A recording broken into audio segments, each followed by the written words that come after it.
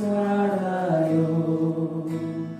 불행이 나요 외나요 내 뜻대로 못해도 험한 일을 가고 가고 끝을 먹고 보내요. 주님 예수 팔레미사 내 손 잡아주소서.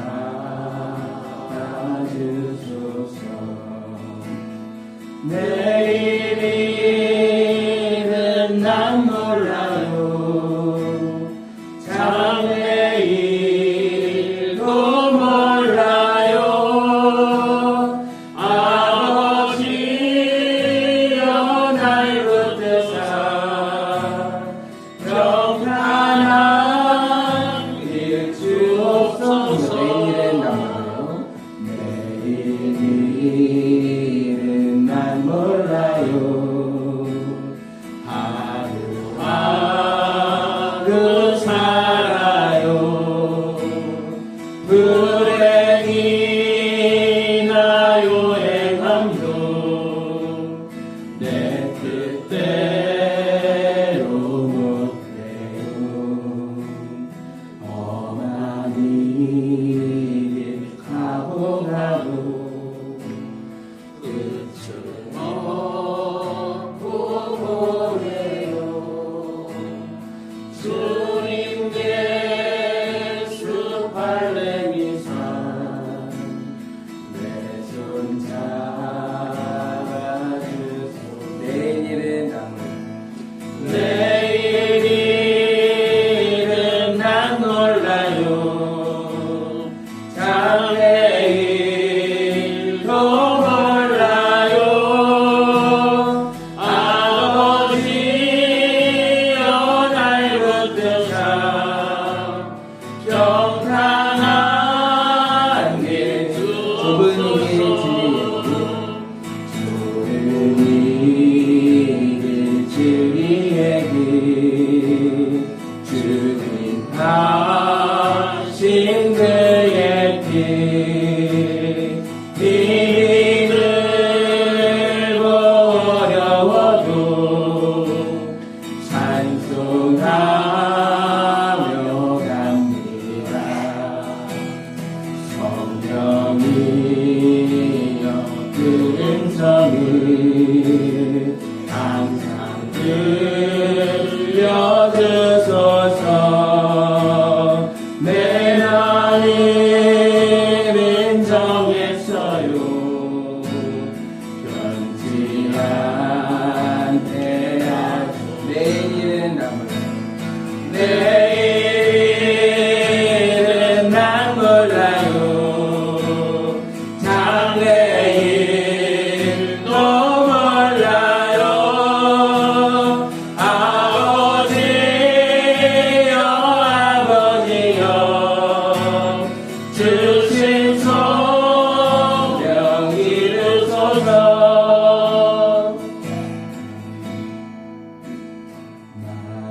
나방의 왕 예수께서 이 세상에 오셔서 만 백성을 구속하니 장구주가 되시네. 순교자의 복을 받아 나의 이름 지키고 순교자의 신앙 따라 이 복을 전하세. 불과 같은 성령이여 내 맘에 항상 계셔. 전국하는 그날까지 주여 지켜주소서.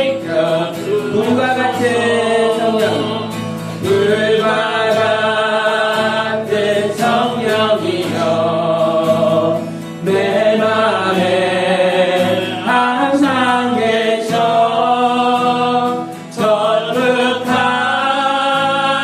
그날까지 주여 지켜주옵소서.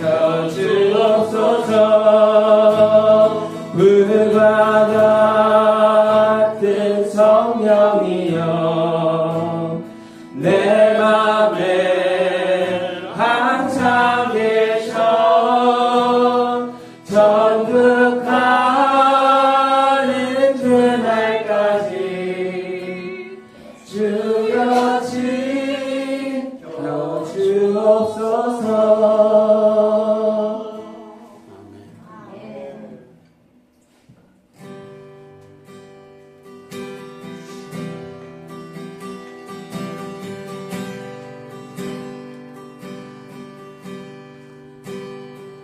하나님 해주이는데 길이 빛나니 우리들도 그대되어 주의 사랑 비추세. 우리 작은 불을 켜서 험한 바다 비추세. 물에 빠져 헤매는 이 건져내어 살리세. 이 자리입니다. 제 밤은 깊었고 죄의 밤은 깊어가고 성난 물결 설렌다.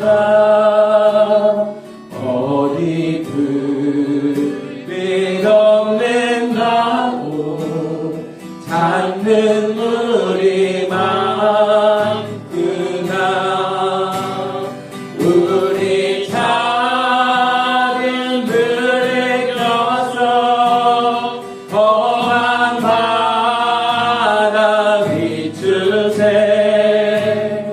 물에 빠져 헤매는 이 건져내어 살리. 우리 작은 불을 켜서 우리 작은 불을 켜서 험한 바다 비추세.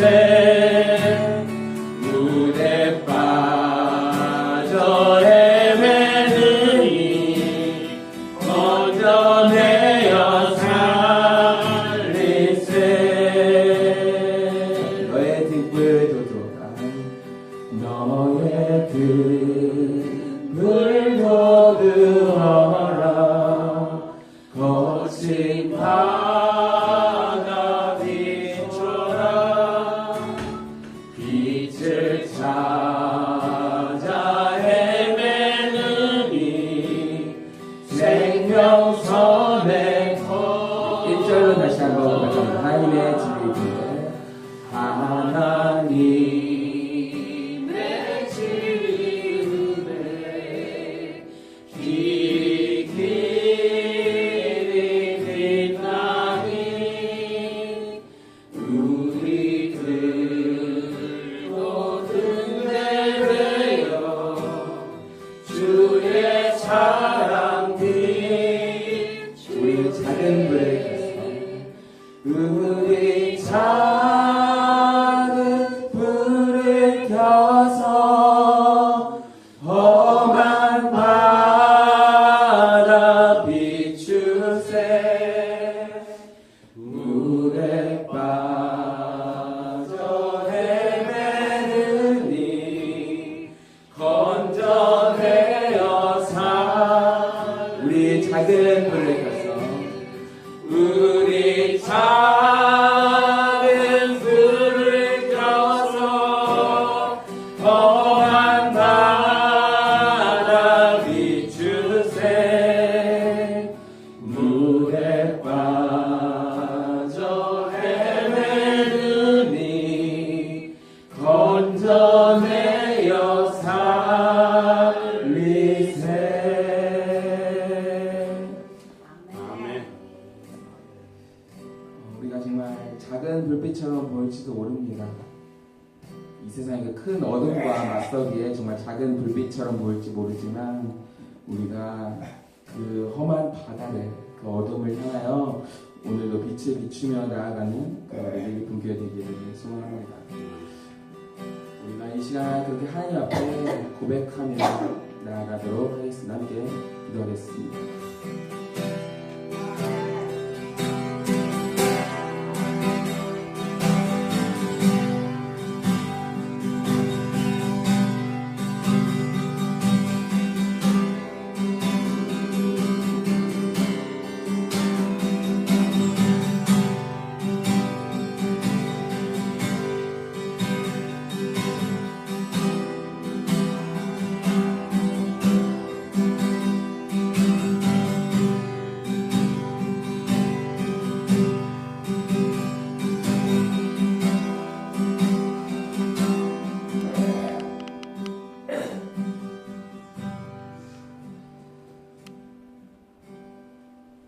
우리 주 예수 그리스도의 은혜와 하나님의 사랑과 성령의 교통하심이 여러분과 함께 하시기를 축복합니다. 다 같이 서도신경으로 우리 신앙을 고백합니다. 전능하사 천지를 만드신 하나님 아버지를 내가 믿사오며 그 외아들 우리 주 예수 그리스도를 믿사오니 이는 성령을 잉태하사 동정녀 마리아에 하시고 본들 빌라도에게 고난을 받으사 십자가에 못 박혀 죽으시고 장사한 지 사흘 만에 죽은 자 가운데서 다시 살아나시며 하늘에 오르사 전능하신 하나님이 우편한 자 아니시다가 저로서 사자와 죽은 자를 심판하러 오시리라. 성령을 믿사오며 거룩한 공교와 성도가 서로 돕는 것과 죄를 사하여 주신 것과 몸이 다시 사는 것과 영원히 사는 것을 믿사옵나이다. 아멘. 찬송드립니다. 421장 찬송 보시면서 준비하시면 함께 드리겠습니다.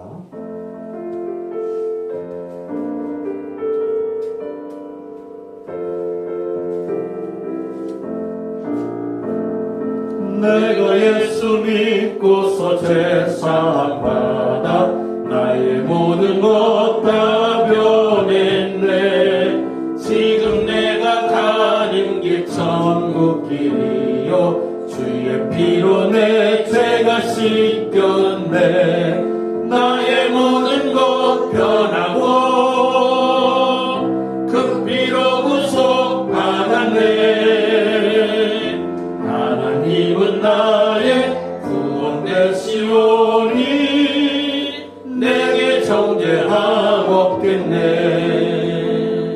주님 밝은 빛 되사 어둠에 나의 모든 것 다 변했네.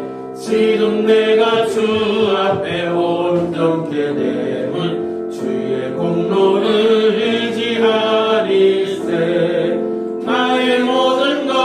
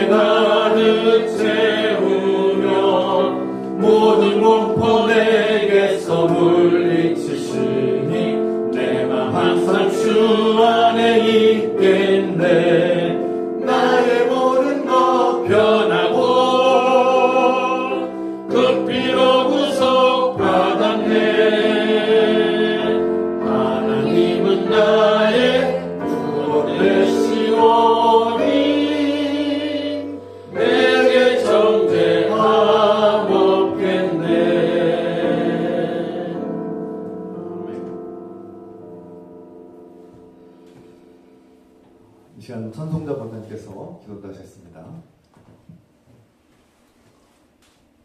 사랑하는 하나님 아버지, 죽음을 이기시고 부활하신 주님을 찬송하고 경배합니다.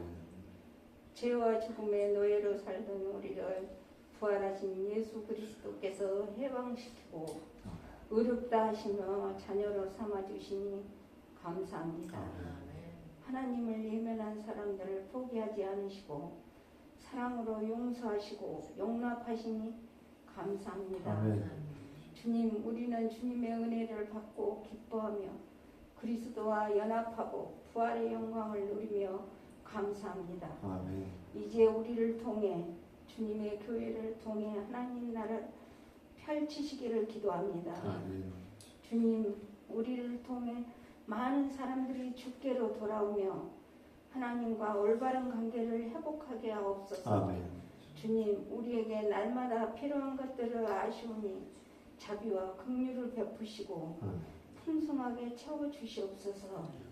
우리 교회와 대전시와 우리나라에도 정의와 평화와 형통함을 풍성하게 채워주시옵소서. 아멘. 주님, 하나님을 경외하고 우리나라를 올바르게 이끌어갈 새로운 지도자를 세워주시옵소서. 주님께서 우리의 죄와 허물을 용서하신 것처럼 우리도 다른 사람들을 용서하며 살게 하옵소서. 주님의 영광이 온 세상에 가득하길 소원합니다. 예수 그리스도의 이름으로 기도합니다. 아멘.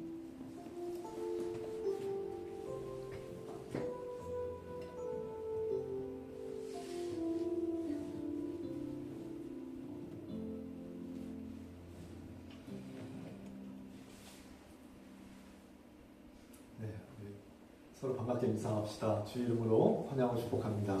주 이름으로 환영합니다. 주 이름으로 축복합니다. 주 이름으로 사랑합니다. 반갑습니다.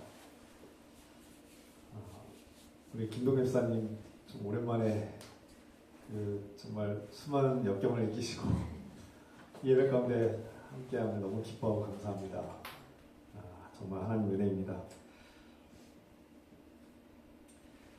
2025년도 우리가 정말 복음을 어떻게 살고 있는지, 우리 삶 속에 어떻게 복음이 작동하고 있는지 돌아봅시다. 그리고 그 복음이 다른 이들에게 꼭 전달되기를 기도합니다.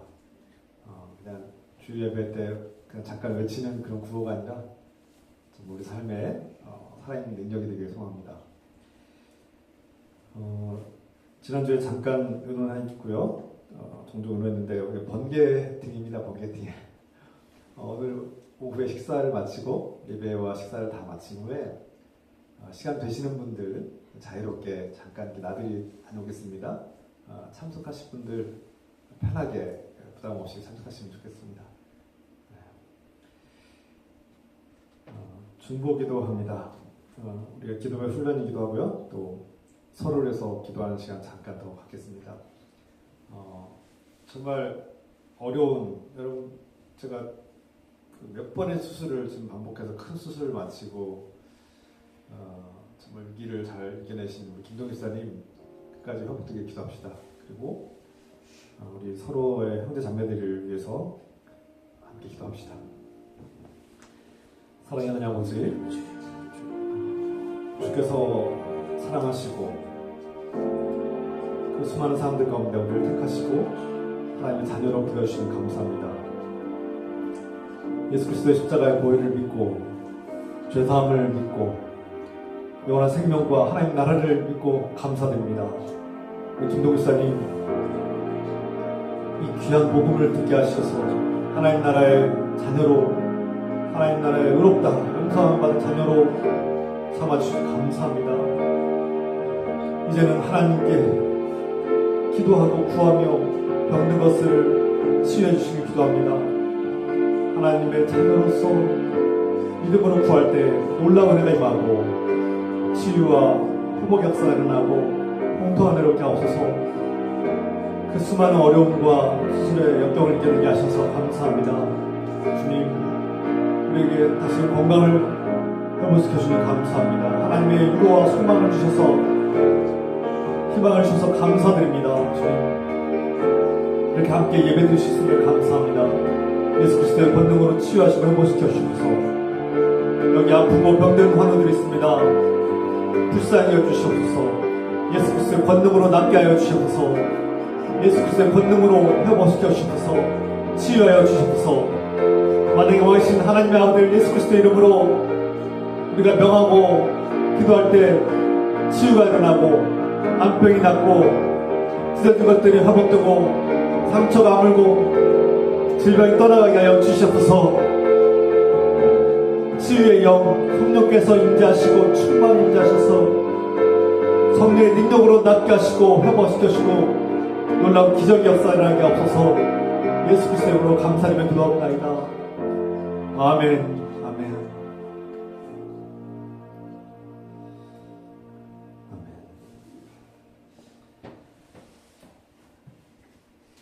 우리가 하나님을 믿고 영의 권세를 믿고 성령님의 능력을 믿고 아픈 곳에 손을 얹고 그렇게 기도하시길 바랍니다. 그러면 놀라운 은혜가 하나님의 놀라운 치유 역사가 일어날 줄 믿습니다. 여러분 아픈 곳, 병든 곳 그런 질병을 하나님께 맡기시고 기도하시길 바랍니다.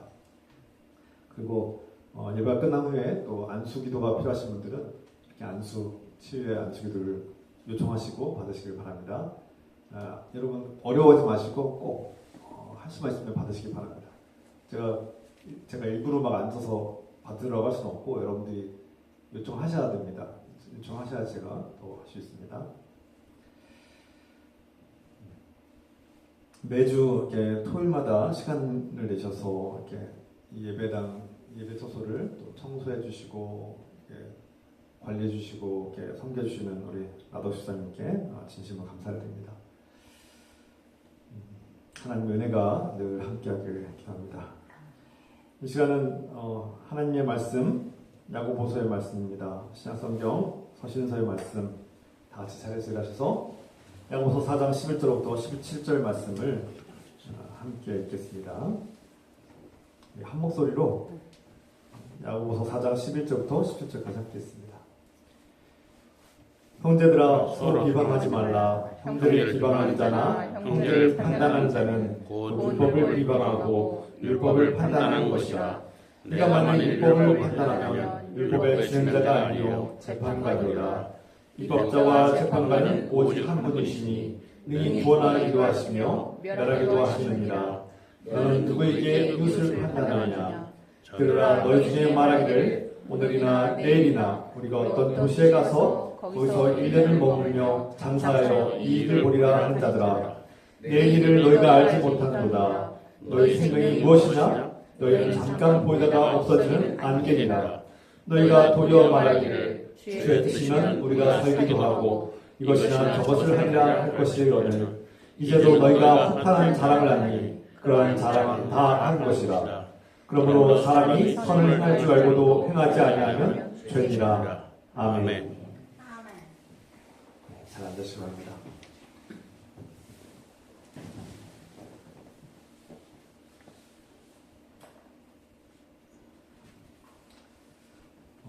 이 야고보서 본문의 말씀에서 이 야고보 목회자는 또 사도 야고보일 수도 있는데요.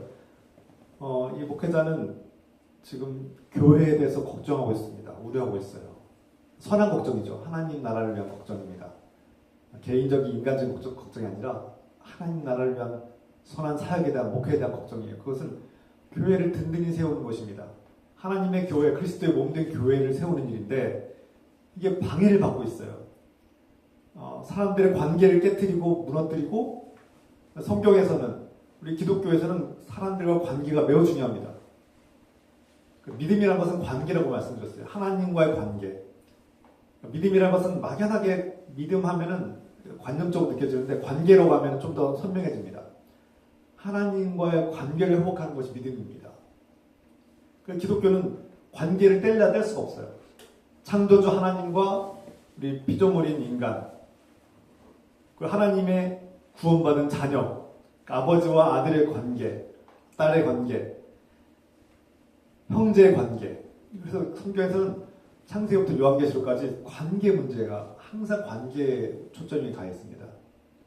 근데 이 중요한 관계를 파괴하는 일, 그리고 결국 이것은 하나님 그리스도의 몸된 교회, 하나님의 교회를 무너뜨리는 치명적인 문제가 있다는 거예요. 그것이 무엇입니까? 오늘 말씀에서 경고하죠. 이 야고보서의 중요한 관점은 교회, 하나님의 교회를, 하나님께서 기뻐하시는 교회를 건강하게 세우는 것인데 이게 방해를 받는 거예요. 그것은 바로 험담하는 일, 비방하는 일, 판단하는 일. 같은 말입니다. 다 같은 말인데 형제 자매를 험담하고 비방하는 일, 이것이 관계를 무너뜨리더라. 이것이 교회를 무너뜨리는구나. 너무나 참담한 겁니다. 그래서 사도 바울, 지금 야고보는 이 야고보서의 말씀을 통해서 우리에게 지금 책망하고 질타하면서 경고하고 있는 겁니다. 그리고 두 번째로 자만과 허세, 한마디로 자만. 이 자만하는 마음이 관계와 교회를 무너뜨리더라. 그리고 세 번째 유선입니다. 유선.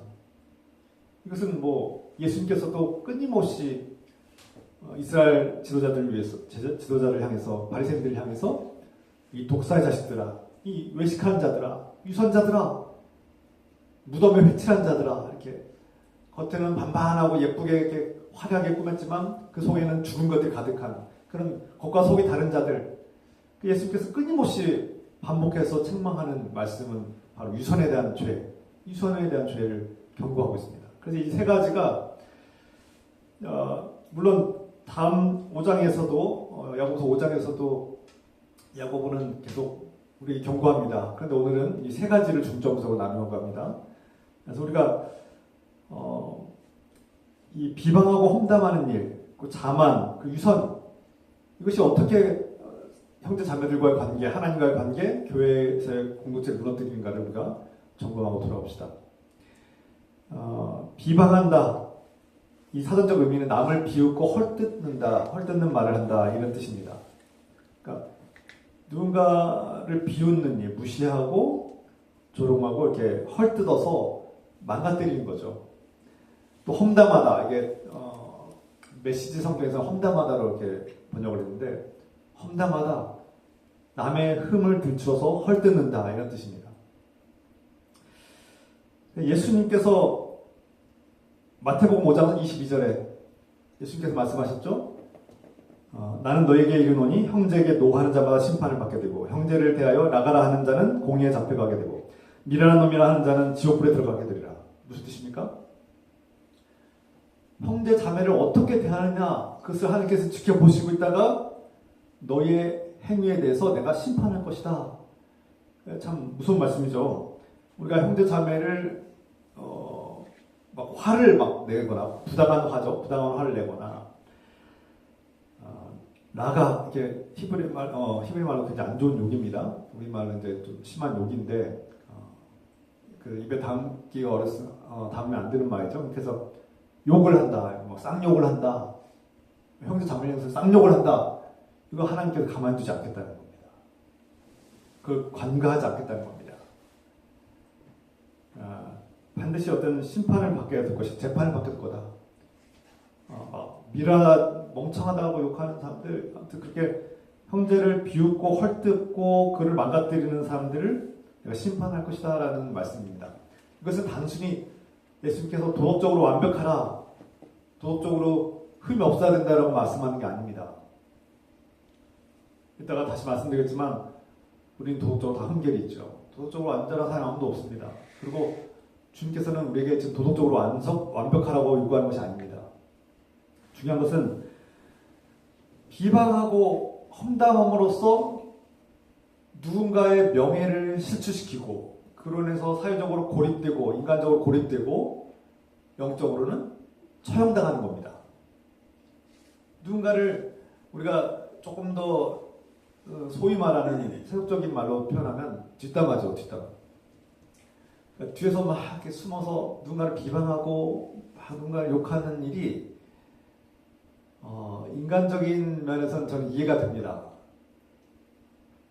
그런데 어쨌든 당사자에게서는 이것은 인터넷에서 댓글로도 나타나죠. 어떤 연예인이 어떤 면이 있는데 그것을 막 댓글로 막 욕을 하고 함부로 말해서 그 어떻게 합니까? 그 사람의 명예를 실추시키고 사회적으로 고립시키고 사람들 관계 속에서 파괴를 일으키고 영적인 처형을 하는 겁니다. 영적으로 돌을 던지는 겁니다. 이런 일들이 비일비재하게 일어나고 있고 이것은 명확하게 성경에서 죄라고 경고하고 있는 겁니다. 죄. 누군가를 죽이는 일과 같은 그런 무서운 죄라고 예수님께서 경고하고 있는 거죠. 그래서 예수님께서는 이런 것들이 너희가 평범한 일상 속에서 평범하게 일어나는 평범한 일 같지만 주님께서는 그것이 살인과 같은 무서운 죄가 될 수 있다는 것을 우리에게 경고하고 있습니다. 그래서 예수님께서 너희는 영적으로 구원받았다. 너희는 영적으로 하나님의 자녀다. 너희는 이제 영적으로 거룩한 자녀들이다. 이렇게 하고 끝난 것이 아니라 예수 그리스도의 십자가의 은혜로 복음으로 너희는 구원받았으니 일이 끝났다. 그렇게 끝나지 않으시고 너희가 해서는 해야 될 말이 있고 해서는 안 될 말이 있다는 것을 가르치고 있습니다. 무슨 뜻입니까? 일상이 변화된다는 뜻이죠. 너희는 하나님의 용서를 받았고 구원받은 자녀다. 너희는 이제 영생을 얻었다. 이렇게 끝난 것이 아닙니다. 너희가 해야 될 말이 있고 하지 말아야 될 말이 있다. 하나님의 사랑받는 자녀로 구원받은 자녀로 형제 자매를 향하여 그들을 어떻게 대해야 되는지 구체적으로 가르치고 있습니다. 구체적으로 이런 말을 하면 안 된다. 이런 욕을 하면 안 된다. 이것이 얼마나 큰 죄악인지 깨달아라. 이렇게 말씀하고 있는 겁니다. 예수님께서 구체적으로 가르치고 있는 거예요. 구체적으로. 그래서 하나님의 사랑을 받고 용서함 받고 하나님 나라의 자녀가 되는 사람들은 욕부터 끊어야 돼요. 욕하면 끊어야 됩니다. 물론 저는 우리 삶이 거칠고 험난하다 보니까 가끔씩 스트레스도 받고 괴롭고 막 화가 나면 욕도 나오죠. 사람이. 물론 나는 너무 고상해서 나는 어렸을 때부터 평생 또 고상하게 살아서 욕 한 번 한 적이 없습니다 하시는 분도 있어요. 내가 보니까 그럼 지고지순한 분들이 가끔씩 있습니다. 아주 훌륭한 인품을 가지고 성품을 가지고 평생을 어렸을 때부터 평생을 욕 한 번 하지 않고 지고지순하게 사신 분들이 있긴 한데 돌아보자고요. 돌아보면 사람은 누구나 알게 모르게 뭐 겉으로 드러냈든 표현 안 했지 않았든 속으로 욕할 때가 있지 않습니까? 돌아볼 필요가 있다는 거예요. 그래서 그리스도인 됐을 때는 하나님의 사랑을 받는 자녀들은 하나님의 권세를 받고 언어 습관을 바꿔야 된다. 이게 오늘 말씀의 핵심입니다. 욕하는 것부터 끊자. 우선은 1차적으로 내가 욕을 많이 하던 사람이면 욕하는 걸 끊어야 됩니다. 근데 이것은 제가 좀 다시 예수님께서 우리에게 성경은 말합니다. 이 세상에 의로운 사람 한 명도 없고 도덕적으로 완벽한 사람 아무도 없습니다. 저와 여러분들은 다 도덕적으로 결함이 있고 부족하고 연약할 수밖에 없어요. 어떤 유명한 아주 위대한 철학자가 이런 말을 했죠. 인간은 안 변한다. 인간의 그 기질은 변하지 않는다. 특히 이 말투는 평생을 좌우한다. 평생 변하지 않는다라는 이런 아주 무서운 말을 한 글을 읽었는데 최근에 어쩌면 그 철학자의 말이 일리가 있습니다. 그 사람의 기질이나 그런 인성이나 본성과 그런 인간의 어떤 그런 어렸을 때부터 형성된 습관이 잘 안 바뀌는 것은 인정합니다. 저도 평생 동안 배우고 훈련하고 또 가다듬었음에도 불구하고 여전히 제 언어 습관이 제 마음에 안 들어요. 저도 제 언어 습관이나 제 대화하는 법이나 제 말투가 그렇게 썩 마음에 들지 않아요. 잘 안 변해요. 50년 이제 살았는데 50년을 살았는데도 안 변해요. 잘 안 변해요. 그렇게 배우고 훈련을 하고 책을 많이 읽고 뭐 목사로서 이렇게 가다듬으려고 해도 그렇게 기도도 하지만 잘 안 변하는 것은 인정합니다. 사람이 그만큼 변하기 어려운 것이고 우리의 기질이나 우리의 인성이나 어떤 습성이나 어떤 이런 말투 같은 것들 우리의 언어 습관이 변하기가 그만큼 어렵다는 걸 인정합니다. 쉬운 일이 아니에요. 그럼에도 불구하고 우리가 하나님의 은혜를 받은 자들로서 하나님의 말씀을 듣고 너희가 하나님의 사랑을 받은 자요 하나님의 용서함을 받은 자요 하나님 나라의 자녀가 된 자로서 형제를 자매를 대할 때 욕하지 말라는 예수님의 이 구체적인 말씀이 무엇을 의미하는지 우리에게 언어 습관의 변화를 요구하고 있음을 깨닫고 변해야 됩니다. 노력해야 됩니다. 그런데 우리의 노력은 인간적인 한계가 있어요. 앞서 말씀드린 것처럼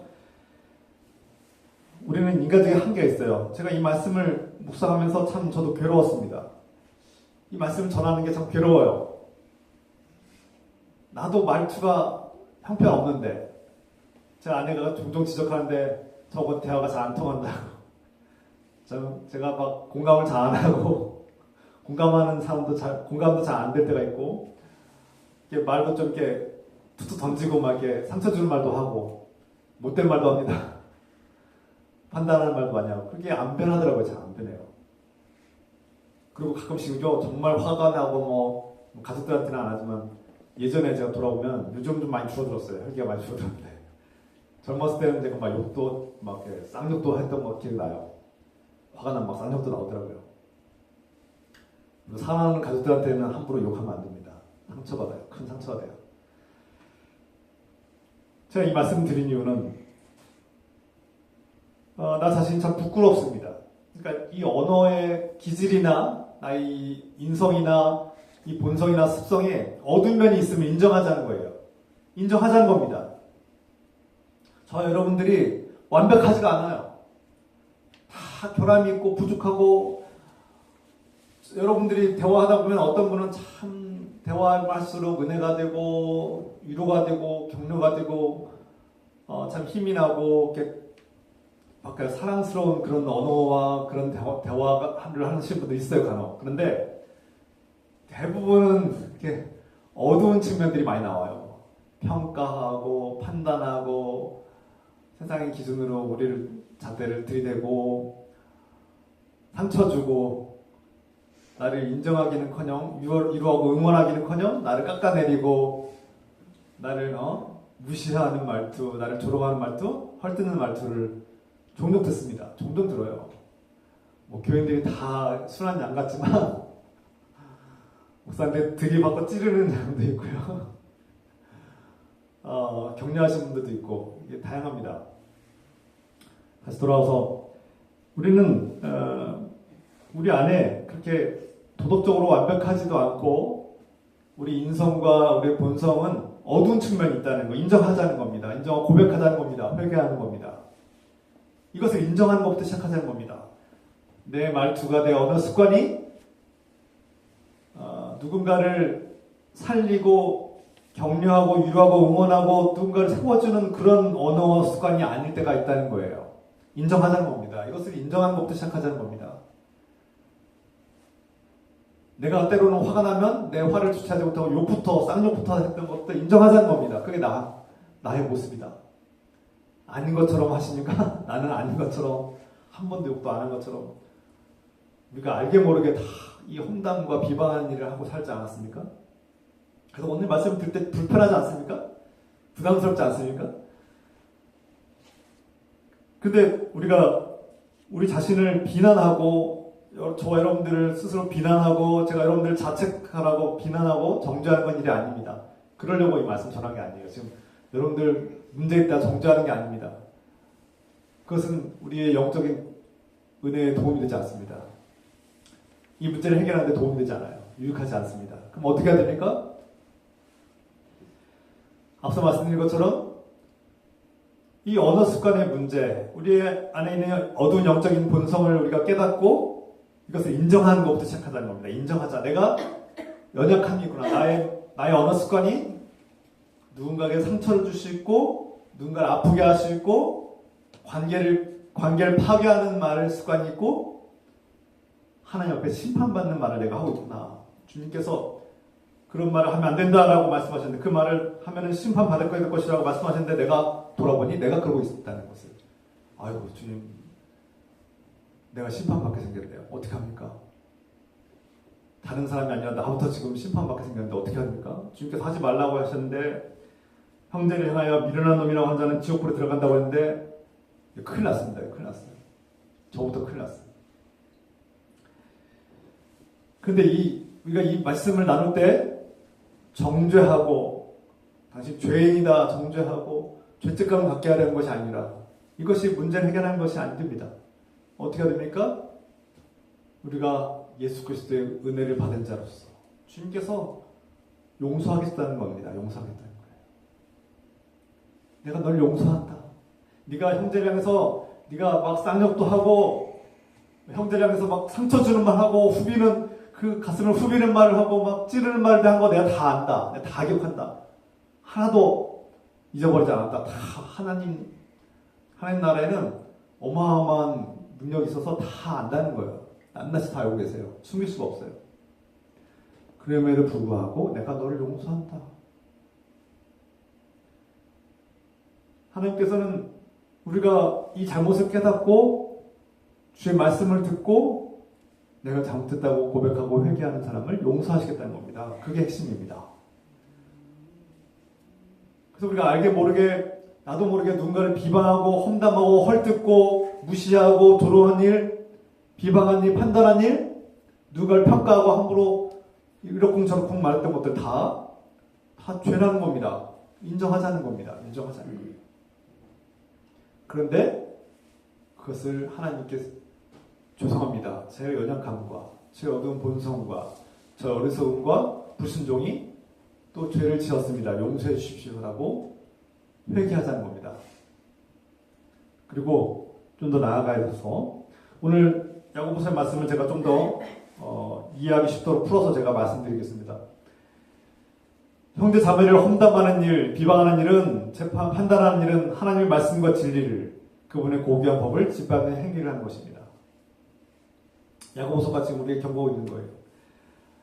여러분은 사람의 운명을 바꾸지도 못하면서 왜 간섭하려고 합니까? 경고하고 있는 겁니다. 그 사람의 운명을 바꾸지도 못할 거면서 왜 간섭하고 있습니까? 당신이 무슨 자격으로, 무슨 권한으로 그렇게 하고 있습니까? 사람의 운명은 하나님이 정하시는데 여러분 재판관입니까? 당신은 형제 자매를 지금 평가하고 재판하고 있는데 그럴 자격이 있습니까? 당신도 죄인 아닙니까? 죄인이 죄인을 재판하면 어떻게 됩니까? 눈먼 자가 눈먼 자를 인도하려고 하면 어떻게 합니까? 선과 악을 판별하고 재판하시는 분은 오직 하나님이신데 당신이 지금 하나님 자리에 앉아서 하나님 노릇하려고 하는군요. 지금 야고보서는 우리에게 이렇게 경고하고 있는 겁니다. 형제 자매를 판단하고 재판하는 일은 하나님께 맡기십시오. 그가 천국에 갈지 지옥에 갈지 하나님께 맡기십시오. 그것은 하나님의 권한입니다. 당신이 하나님 노릇하려고 합니까? 당신이 하나님입니까? 형제를 비방하고 험담하는 일은 하나님을 떠나는 행위입니다. 겸손함을 버리고 교만한 자리에 앉는 행위입니다. 지금 야고보서가 우리에게 지금 이 말씀을 경고하고 있는 겁니다. 제가 지금 성경의 말씀을 좀 더 쉽게 풀었습니다. 그래서 우리가 이 문제를 해결하면 어떻게 되냐? 우리가 피부가 이렇게 찢어지고 상처가 나면 어떻게 치유해야 됩니까? 찢어진 피부를 우선 이렇게 큰 상처들은 꿰매야죠. 이렇게 상처 벌어지지 않도록 봉합합니다. 꿰매서 봉합하든 뭐 밴드 붙이든 봉합을 해서 가까이 피부가 벌어지지 않도록 봉합을 하고 그 벌어지고 찢어진 상처에 소독도 하고 세균이 들어가지 않도록 소독도 하고 약도 바릅니다. 치유에 좋은 약들을 발라서 봉합을 하죠. 봉합을 덮어줍니다. 허물을 덮어주죠. 상처를 덮어줍니다. 그래야지 세균과 악한 균들과 먼지들이 들어가지 않고 그것이 아물고 치유를 통해서 딱지가 생겨서 아물고 이제 치유가 되는 거 아닙니까? 작은 상처들 또 큰 상처들도 그렇게 해야 되는데 근데 자꾸 상처가 났는데 그 상처를 자꾸 와서 더 벌리고 막 들쑤시고 뜯어내고 막 상처를 막 뜯어내고 막 자꾸 막 거기다가 지저분한 것들 만지고 그럼 어떻게 됩니까? 상처가 낫기는커녕 더 염증이 생기고 오염이 돼서 막 썩어 들어가지 않습니까? 심각하면 잘라내야 하지 않나요? 딱지가 생기려고 하는데 자꾸 그 딱지를 막 뜯어내고 막 찢어버리면 그 상처가 더 악화되지 않겠습니까? 낫기는커녕 너무나 고통스럽지 않겠습니까? 마찬가지입니다. 이 영적인 원리도 마찬가지예요. 마음에 상처가 생겼는데 어떤 큰 불행과 슬픈 일을 당하고 상처를 받았는데 그 상처가 치유되려면 그것을 막 헐뜯고 가서 막 계속 공격적인 말을 하고 평가하고 네 잘못이야, 너 때문이야, 네 업보야, 뭐 이런 말들을 하면서 자꾸 막 헐뜯고 그 상처를 들춰내고 거기에 막 독을 넣고 그러면 그 상처가 낫기는커녕 염증이 생기고 썩어져서 나중에는 되돌릴 수 없을 정도로 큰 문제가 생기지 않습니까? 그 생명이 위협이 되지 않습니까? 심각하면 폐혈증이 돼서 온몸에 그 피가 다 오염이 돼서 폐혈증으로 죽기도 합니다. 반면에 그 상처를 치유하려면 그 상처를 덮어주고 위로와 응원과 격려로 소망을 주는 그런 말들과 위로로 덮어주고 감싸줄 때 그 상처가 치유가 됩니다. 그래서 우리가 내 인생이 굴곡이 많고 험난한 인생을 살아서 슬픈 일도 많고 기쁜 일도 많은데 내 인생에 아픈 것들과 괴로움과 상처들이 있는데 그것들을 누군가가 어루만져 줄 때 그 성령의 언어로 믿음의 언어로 덮어주고 감싸주고 약을 발라주고 그것을 감싸줄 때 그 응원하고 위로하고 격려해줄 때 그 상처가 아물고 치유될 것입니다. 할렐루야. 하나님의 말씀은 능력이 있고 하나님은 이 세상을 말씀을 창조하셨다고 성경이 선포합니다. 창세기 1장에 하나님께서 말씀으로 빛이 있으라, 땅이 있으라, 어둠과 빛이 있으라고 말씀하셨고 주님께서 말씀으로 이 세상을 창조하셨습니다. 말씀엔 능력이 있습니다. 우리 말에는 권세가 있습니다. 그래서 야고보서는 계속해서 경고하는 겁니다. 지난번에 우리가 말씀했죠. 이 이 혀라고 표현했는데 사람의 혀가 이 새치혀라고 하는 이 작은 새치보다 더 깁니다만 이 작은 혀가 이 온몸을 굴레를 씌운다. 온몸을 지배하기도 하고 온몸을 통제하기도 하고 사람을 살리기도 하고 죽이기도 한다. 이 작은 이 수많은 기관 중에 이 작은 지체가 혀라는 지체가 놀라운 일을 한다는 겁니다. 우리를 살리기도 하고 죽이기도 하고 우리를 낫게도 하고 병들게도 하고 누군가를 죽이기도 하고 살리기도 한다는 겁니다. 놀라운 힘이 있다는 거죠. 권세가 있다는 겁니다. 그래서 우리 그리스도인들은 예수님의 말씀처럼 또 오늘 야고보서의 말씀처럼 우리 언어 습관을 변화시키는데 부단히 노력해야 된다. 그러나 우리의 인간적인 한계가 있으므로 하나님의 말씀과 기도로 훈련을 받고 하나님 말씀 통해서 내 자신을 돌아보고 점검하고 끊임없이 하나님께 기도함으로써 나의 언어 습관을 변화시켜 주십시오. 하나님 이 언어 습관의 연약함을 불쌍히 여주시고 변화시켜 주십시오. 함께 기도해야 된다는 것입니다. 따라해 봅시다. 주님, 저의 연약한 언어 습관을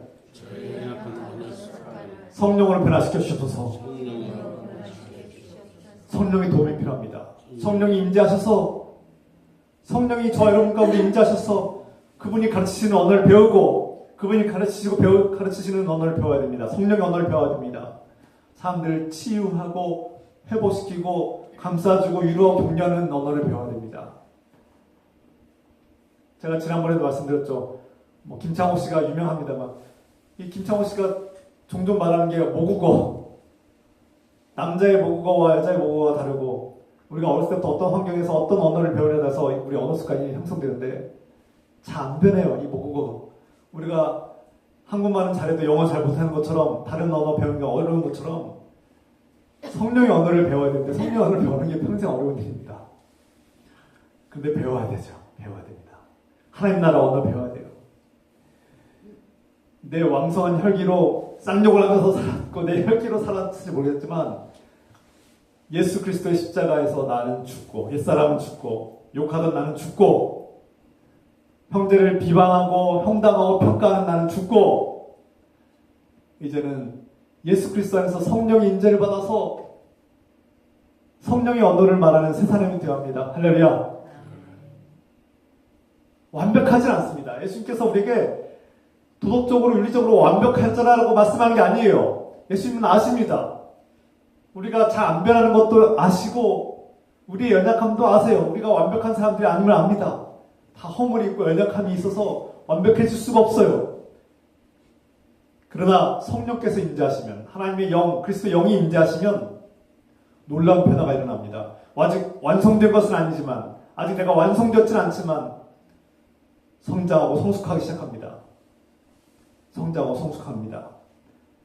그래서 성숙한 언어를 우리는 끊임없이 훈련하고 배우고 훈련하고 배우고 훈련하고 수십 번씩.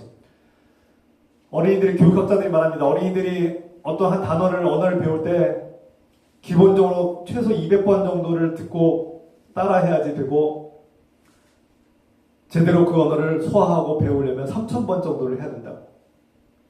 3000번 정도. 200번 정도는 기본. 이제 그 언어를 좀 알겠다 싶으면 200번 정도 하면 된다고 합니다. 그런데 완벽하게 그 언어가 내 것이 되고 소화하려면 3000번 정도 해야 된다고 그래요. 많은 교육학자들이 그런 통계를 낸 적이 있는데, 우리는 매주 예배를 통해서 말씀을 듣고 기도함을 통해서, 기도를 통해서 우리는 성령의 언어를 배우고, 이렇게 200번 아니 3000번까지 날마다 성령의 언어를 배우고 말씀의 언어를 배우고 기도함으로써 우리는 훈련을 받고 우리는 이렇게 성장하고 성숙해야 하는 것입니다. 할렐루야. 그래서 그리스도인들은 관계를 형성하고 그 관계를 치유하고 관계를 회복하고 세워나가는 말의 습관을 배워야 된다는 겁니다. 훈련받아야 된다는 겁니다.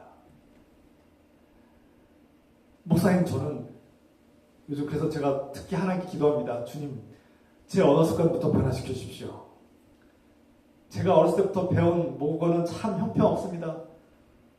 누군가를 평가하는 데는 최고고, 누군가를 비판하는 데는 아주 너무나 빠르게 잘하고, 누군가가 상처 주는 말은 너무 쉽게 하는데, 목사가 되어서 교회를 세우고 관계를 세워야 되는데, 우리 형제 자매들과 성도들과 이웃들과 가족들에게 위로하고 격려하고 살리고 치유하는 언어를 배우게 하시고 훈련받게 하옵소서. 제가 요즘 기도 제목이 그거예요. 여러분들 기도해 주시기 부탁드립니다. 제가 모험이 되지 않겠습니까? 근데 여러분도 하셔야 됩니다. 예수님께서 경고하신 말씀을 기억해야 합니다.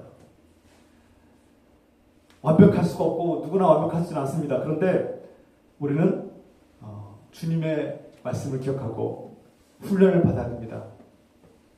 우리의 말과 행동과 태도가 관계를 파괴하고 있고 교회를 무너뜨리고 있는가, 아니면 우리의 말의 습관을 변화시켜서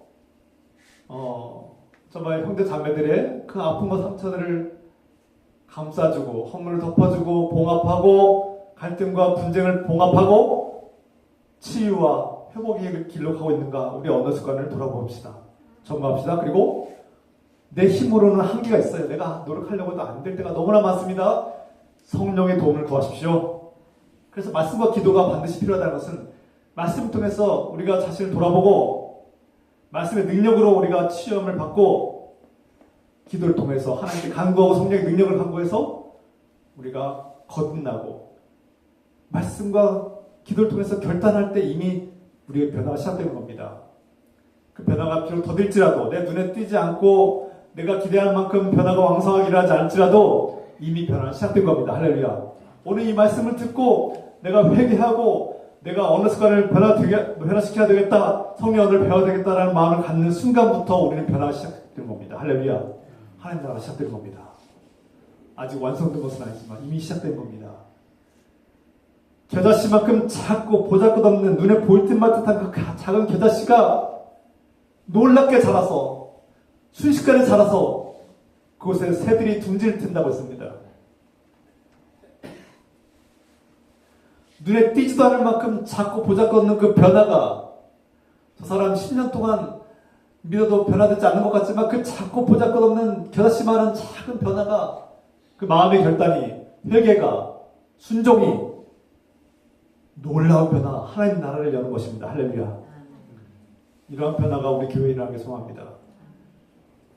내가 평생에 누군가를 전도해 본 적도 없고 전도할 자신도 없고 누가를 초대하고 이끄는 것은 참 자신도 없고 해본 적도 없지만 예수 그리스도의 명령으로서 하나님 말씀 순종하는 마음으로 내가 한번 해봐야겠다.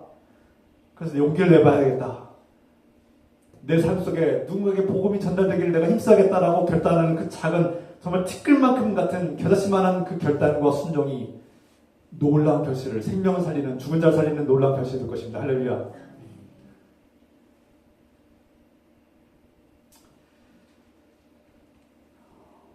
오늘 또 13절에서 17절 말씀에서 우리에게 경고합니다.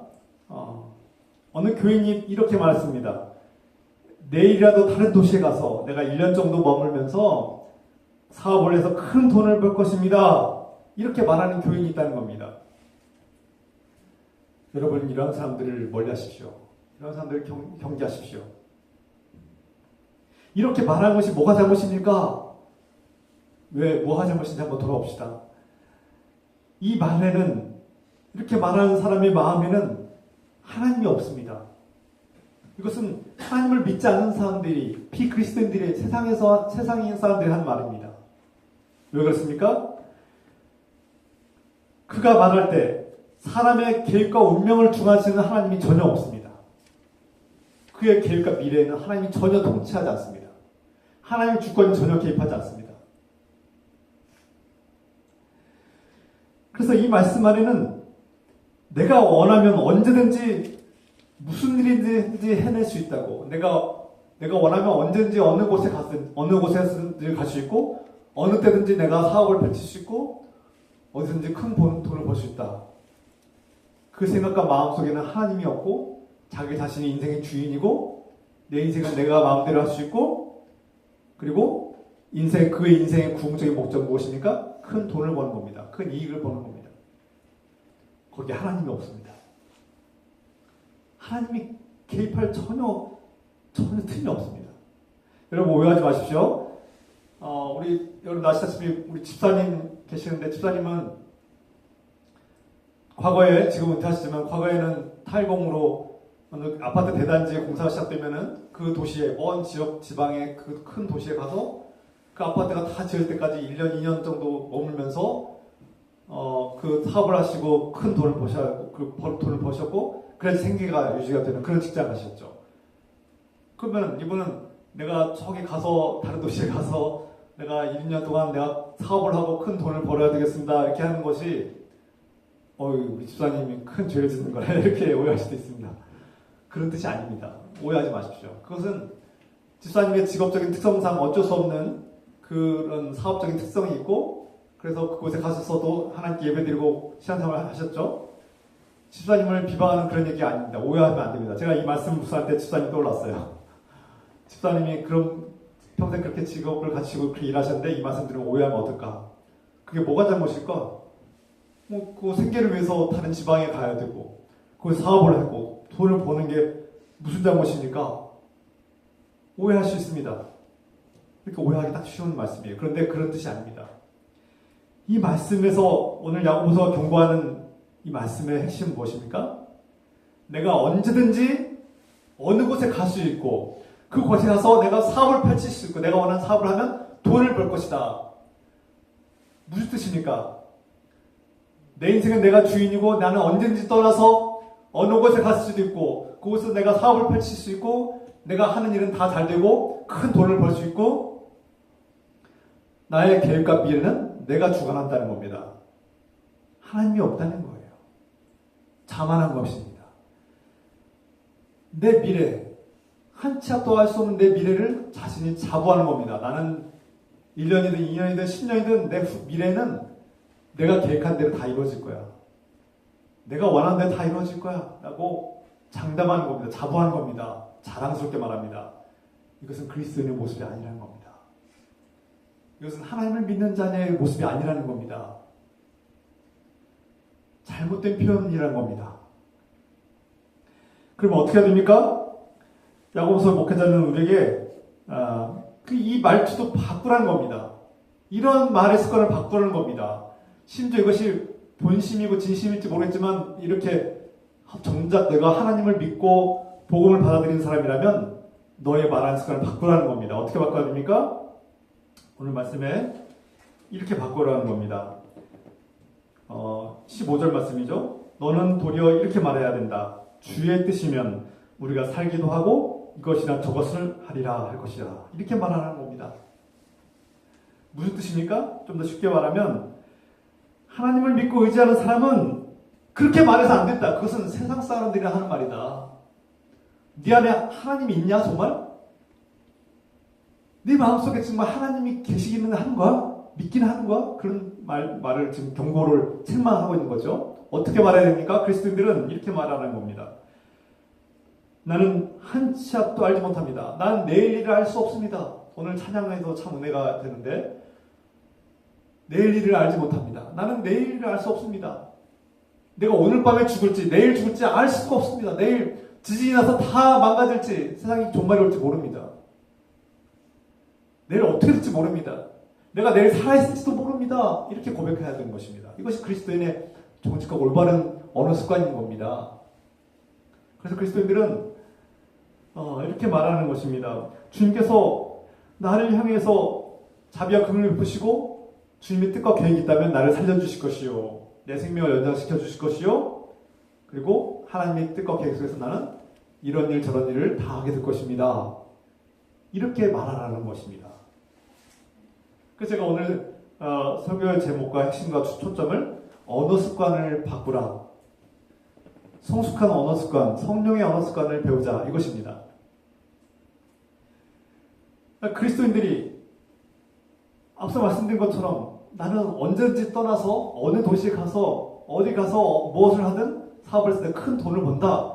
이런 허세를 부리고 자만한 태도로 말하는 것은 그 마음속에 정말 하나님이 있기는 있는 거냐? 네 삶 속에 하나님이 통치와 주권과 개입이 있느냐? 전혀 찾아볼 수 없다는 겁니다. 이런 말과 자랑과 허세는, 이런 교만함은 도무지 믿음이라고는 찾아볼 수도 없고 믿는 자들을 약화시키고 교인들을 뒤흔드는 말이 아닙니까? 그래서 교회에서 하나님 믿는 그리스도인들은 이런 말투로 이렇게 말하지 말라는 겁니다. 자만하고 허세를 부리고 자랑하고 내가 말이야 내가 누군지 알아? 나는 이렇게 계획하고 내가 원하는 거 있으면 다 할 수 있는 사람이야. 이렇게 말하는 사람들 멀리하라는 겁니다. 멀리하라.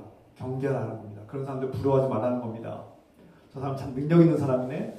참 훌륭한 사람이네. 와 멋진 사람이네 하고 따라가지 말라는 겁니다. 그런 사람들을 멀리하라는 겁니다. 그런 사람들을 친구로 삼지 말라는 겁니다. 혹시 여러분들이 그랬다면 회개하십시오. 목사님 제가 말입니다. 저는 제가 계획하고 말한 것이 있으면 다 이루는 사람입니다. 저는요 허투루 사는 사람이 아니에요. 저는요 제가 말하는 건 다 이루어집니다. 제가 1년 후에 딱 이거 다 합니다. 이거 내일 죽어요. 오늘 밤 죽습니다. 하나님이 데려가시면 예수께서 말씀하셨죠. 큰 부자가 있는데 그동안 자신의 부와 모든 것을 창고에 다 큰 창고와 어마어마한 창고를 지어서 그 안에 어마어마한 곡물과 창고와 재물들 다 넣고 내가 이제 떵떵거리면서 저 재물들과 독수를 누리면서 평안히 살리라 했는데 그날 밤 주님께 데려가셨다. 무슨 뜻입니까? 내일을 알지 못하는 연약한 인간아. 오늘 밤 죽으면 네 인생의 모든 것이 끝나고 네가 가진 모든 것들은 다 소용이 없는 것들이 되는데 마치 내일이 있는 것처럼 먼 미래가 너 마음대로 이루어진 것처럼 자만한 자, 어리석은 자들아, 어리석은 자들아. 주님께서 경고하지 않습니까? 어리석은 자라고. 오늘 밤 우리 인생이 끝날지 모르는 그것이 우리 인생이고 한 치 앞을 내다보지 못하고 좀 길 가다가 어떻게 될지 모르는 인생. 순식간에 자다가 어떻게 될지 모르는 연약한 인생. 내일이 있을 것처럼 살아가지만 내일도 또 먹을 것을 막 쟁여놓고 창고에 쌓아놓고 저축해놓고 사는 인간이지만 오늘 밤에 부르시면 끝나는 인생 아닙니까? 그래서 야고보서는 너의 인생이 안개에 왔다. 안개가 자욱해서 막 모든 세상을 다 뒤덮은 것 같지만 해가 비치고 바람이 불면은 순식간 다 사라지는 것 같이 그처럼 연약하고 한 치 앞을 내다볼 수 없는 너의 인생이 네가 자만하여서 교만한 마음으로 1년 후를 계획하고 2년 후를 계획하고 나는 다 이룰 거야 라고 자부하고 자랑하면서 말하는 너의 태도는 하나님이 없구나. 하나님이 없다. 겸손해져라. 겸손함을 배우라는 겁니다. 겸손함을 배우라. 주님께서 가르치는 겸손함은 무엇입니까? 우선 언어 습관부터 바꾸라는 겁니다.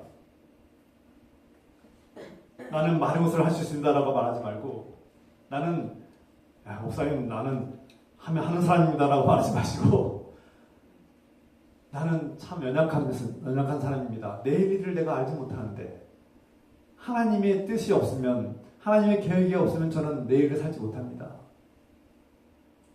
우리가 물론 미래를 준비해야 됩니다. 제가 오해하면 안 됩니다. 그리스도인들은 누구보다 미래를 준비하는 사람들입니다. 그래서 이 땅에서의 눈에 보이는 세상의 삶을 전부 준비하는 것이 아니라 죽음 이후에 모든 영원한 세계 하나님 나라를 준비하면서 사는 사람 아닙니까? 기독교인 만큼 준비를 잘하는 사람 어디 있습니까? 영원한 세계를 준비하면서 지금 살고 있지 않습니까? 준비를 잘 해야 됩니다. 노후를 잘 준비하십시오. 저도 지금 노후가 막막합니다. 제 노후는 어떻게 될지 참 막막합니다. 준비해야 됩니다. 제가 아주 유능하고 아주 훌륭한 목사님들을 만나보면 노후를 잘 준비해라. 노후에 가서 후회하고 노후에 가서 욕심을 부리면 교회가 망가지고 분열된다. 그래서 제가 요즘 노후에 은퇴하는 목사님들 때문에 이 한국교회가 좀 아주 크게 흔들리고 있는 거 아닙니까? 죄송한 말씀이지만 평생 고생하셨고 수고하셨는데 노후에 이제 은퇴쯤 되니까 후회가 밀려오고 막 자신의 앞날이 걱정되니까 막 욕심을 부리기 시작하고 그러다 교회가 무너지는 거 아닙니까? 교회가 분열되고 죄송한 말씀이지만 이게 교회 한국교회 현실입니다. 노후를 잘 준비해야 됩니다. 준비하라는 겁니다. 준비는 최선을 다해서 준비하되 지혜를 발휘해서 최선을 다해서 여러분의 역량과 능력을 발휘해서 노후를 준비하십시오. 그러나 무엇보다 우리의 마음의 태도와 언어 이 습관은 항상 내일 일을 알 수 없는 한치 앞을 내다볼 수 없는 연약한 인간임을 고백하고 내가 얼마나 연약한 존재인지를 인정하고 하나님께 내 인생을 맡기고 내가 아무리 10년, 20년을 기획할지라도 하나님께서 허락하셔야만 하나님께서 나를 살려두셔야만 하나님께서 나에게 생명을 허락하실 때 그것이 가능한 거 아닙니까? 그래서 우리는 말할 때 성령이 주시는 언어 믿음의 언어로 말하는 습관을 배웁시다. 할렐루야. 끝으로 유선과 맞서서 싸우고 저항하십시오. 무엇이 옳고 그른지를 알지 못하면 배우면 됩니다. 말씀을 통해서 율법을 통해서 하나님께서 주신 말씀을 통해서 이것이 옳고 그른 것을 배우면 됩니다. 그런데 더 큰 문제는 진정한 문제는 무엇이 옳고 그른지를 알면서도 내가 잘못된 일을 하고 있는 줄 알면서도 그 잘못된 일을 계속하는 것입니다. 이것이 인생의 불행입니다. 세상의 모든 불행의 씨앗과 재앙의 근원들은 다 그것이 잘못된 것인 줄 알면서도 계속하는 것입니다. 이것이 이 세상의 불행의 근원입니다. 대부분 많은 사람들이 재앙을 당하고 불행을 겪는 이유 중에 대부분의 원인은 10중 8구는 인재입니다. 인재. 물론 자연의 재해도 있지만 사람들이 알면서도 죄를 저지르는 것이 가장 큰 죄입니다. 이것이 위선 아닙니까? 위선. 그래서 예수님께서는 바리새인들을 향해서 이스라엘 지도자를 향해서 너희가 알면서도 하나님이 어떤 분이신지도 알고 하나님 말씀도 누구보다 잘 알면서도 너희가 마치 하나님 앞에 의로운 자처럼 의인처럼 행동하고 그 율법을 지키지 않는다고 백성들을 무시하고 책망하고 그들을 정죄하는 너희는 진짜 위선자들이다. 너희야말로 대역 죄인들이다. 하나님을 배반한 반역한 배신자들이다라고 예수님께서 무섭게 질타하신 거 아닙니까? 다시 돌아와서 주님께서는 우리에게 지금 야고보서의 말씀을 통해서 도덕적으로 완벽하라, 윤리적으로 완성을 하라 이런 뜻이 아닙니다. 우리 모두는 도덕적으로 윤리적으로 결함이 있고 연약할 수밖에 없고 실수할 수밖에 없는 연약한 사람들입니다. 말에 완벽한 사람은 어디 있겠습니까? 우리는 다만 내가 잘못된 것이 있다면 그 잘못된 것을 회개할 줄 알아야 됩니다. 말씀을 들을 때 내가 잘못된 길을 가고 있다는 것을 깨닫고 돌이킬 줄 알아야 됩니다. 그것을 고백하면서 시작합니다. 내가 잘못된 길에 들어섰음을 고백합니다. 이것이 인정하는 것이고 고백하는 것이고 회개하는 것입니다. 여기서부터 시작합니다. 하나님 나라는 회개로부터 시작하는 것입니다. 예수님께서 회개하라 하나님 나라 가까이 왔다는 말씀은 하나님 나라를 받아들이려면 회개부터 시작하기 때문입니다. 그리고 도덕적인 잘못을 정죄하고 죄책감을 가지라는 것이 아닙니다. 이미 여러분 용서받았습니다. 예수 그리스도의 십자가 은혜로 용서받았습니다. 이 용서받았음을 기뻐하고 내가 대역 죄인이었으나 내가 마땅히 죽어 마땅한 큰 죄인이었으나 내가 해결할 수 없는 이 큰 죄를 예수 그리스도께서 나 대신 짊어지셨고 예수 그리스도의 보혈로 내가 십자가의 보혈로 내가 용서를 받았으니 이 은혜를 내가 감격하고 감동하고 감사하면서 내가 말의 언어를 바꿔야 되겠구나. 내 삶을 개입하신 주님께 내가 내 인생을 맡겨드려야겠구나. 이것이 겸손입니다. 내가 내일 일을 알지 못하고 내가 1년 후를 알지 못하는 연약한 존재임을 인정하고 고백하는 것입니다. 이것이 겸손입니다. 하나님께 내 인생을 맡겨드리는 것입니다. 그래서 위선을 뛰어넘고 위선의 죄악과 유혹을 우리가 빠지지 않고 이겨내려고 승리하려면 늘 내가 하나님 앞에 큰 죄인임을 고백하십시오. 그리고 동시에 나는 용서받은 죄인, 용서받은 의인임을 선포하십시오. 따라합시다. 나는 죽어 마땅한 죄인입니다. 그러나 나는 용서받았습니다. 나는 용서받은 죄인입니다. 나는 용서받은 의인입니다. 이제 나는 살아있는 의인입니다. 할렐루야. 여러분 날마다 외치십시오. 예수 그리스도 안에서 이 말씀을 외치십시오. 나는 죽어 마땅한 죄인입니다. 그러나 이제 예수 그리스도의 십자가 은혜로 나는 용서받은 의인입니다. 성령께서 임재하시며 이 복음을 믿고 예수 그리스도를 받아들이고 믿음으로 나아가는 자에게 성령이 임합니다. 성령께서 임재하셔서 저 여러분들이 언어 습관을 바꾸시길 원합니다. 그래서 우리가 말할 때 누군가의 허물을 들춰내고 비방하고 험담하는 말을 그치고 욕하는 것을 그치고 형제 자매를 바라볼 때 나보다 존귀한 자, 나보다 더 훌륭한 자, 하나님께서 사랑하는 자, 하나님께서 이미 용서하신 의인, 용서받은 의인으로 바라보시고 나의 형제 자매를 가족으로 바라보시고 나와 동등한 자, 나보다 나은 자, 나보다 나았으면 나았지, 나보다 훌륭하면 훌륭했지, 나보다 낮은 자가 아님을 우리가 고백하고 그러한 시각과 마음 자세로 예수 그리스도의 마음으로 바라보면서 우리 언어 습관을 변화시키십시다. 이런 마음의 근본적인 변화와 시각의 변화가 있어야만 우리 언어 습관이 변화됩니다. 그리고 성령께서 우리의 말투와 언어 습관을 변화시키실 때 우리 관계가 회복되고 상처가 치유되고 상처를 치유한 자를 삶을 일어나가고 또 주님께서 세우시는 그리스도의 몸된 교회를 건강하고 아름답게 치유의 공동체를 세워나가는 복된 교회가 되기를 우리 주 예수 그리스도의 이름으로 축원합니다. 아멘. 아멘. 기도합시다. 사랑의 하나님 아버지, 오늘 야고보서의 말씀을 통해서 우리가 형제자매를 비방하고 험담한 일을 회개합니다. 우리 언어 습관을 변화시켜 주셔서 때로 우리가 미래를 자부하고 인생의 계획을 짤 때 하나님이 없는 것처럼 말할 때가 있었음을 용서하여 주셔서 회개합니다. 주님, 성령께서 가르쳐 주셔서 성령 언어를 배우고 말씀과 기도를 통해서 우리의 삶이, 언어의 습관이, 우리 언어 행동이 변화시켜 축복하셔서 저의 말과 행동이 성령님을 닮게 하시고 예수 그리스도를 닮게 하시고 우리의 인격이 변화되게 없어서 우리가 큰 죄인이었고 죽어 마땅한 죄인이었으나 용서받은 의인이 되었고 이제 성령님을 통해서 회개할 때 성령의 언어를 배우고 치유하는 언어, 공감하고 존경하는 언어, 덮어주고 허물을 덮어주고 위로하고 격려하고 응원하는 언어로 변화시켜 주시옵소서. 함께 기도합시다. 주여, 주여, 주여. 오늘 함께 결단하며 기도합시다. 주님, 우리가 합심해서 기도합니다. 우리 언어 습관을 변화시켜 주셔서 성숙하게 하여 주셔서 우리 언어가 성숙하게 하여 주셔서 나의 목구멍가 변하는 게 없어서 나의 언어 습관이 변하는 게 없어서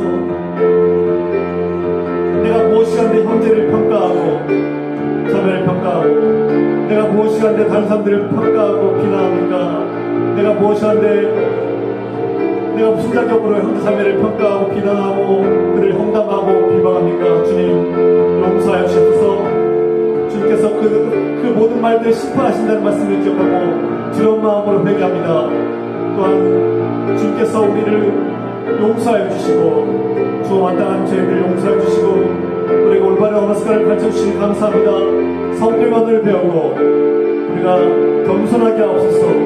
자만과 교만을 버리고 위선을 버리고 내가 죄인임을 주 마땅한 죄인임을 깨닫고 회개하며 용서받은 죄인임을 깨닫고 용서받은 의인임을 깨닫고 회개하며 감사하며 기뻐하며 성령의 언어를 배우고 성령의 언어를 배우고 새롭게 하나님 나라의 언어로 치유하고 응원하고 격려하며 회복시키는 언어가 되게 하옵소서. 주여 변화시켜 주시옵소서. 주여 감사합니다.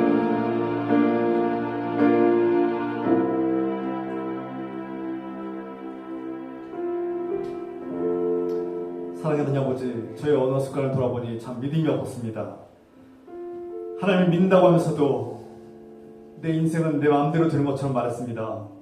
그리고 형제 자매들을 욕하고 비방하고 판단하고 재판하는 하나님 노릇하였음을 용서해 주셔서 우리가 어리석었습니다. 용서해 주셔서 그것이 심판받을 큰 죄임을 깨닫고 회개합니다.